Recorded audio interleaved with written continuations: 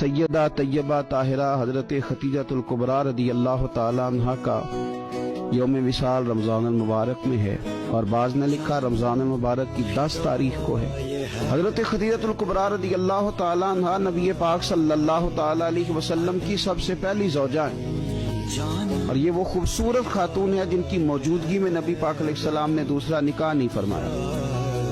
یہ حضور کے نکاح میں آئیں اور 25 سال انہیں حضور علیہ السلام کے ساتھ رفاقت کا شرف حاصل رہا۔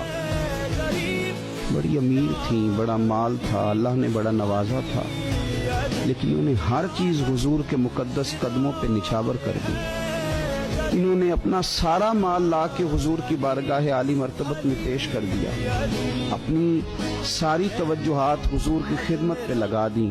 حضور علیہ السلام جب کفار کی ظلم و ستم سے، ان کی طرف سے آنے والی تکلیفوں سے پریشان ہو کے لوٹتے تو یہ مقدس خاتون میرے قریب محبوب کی دلجوئی کرتی۔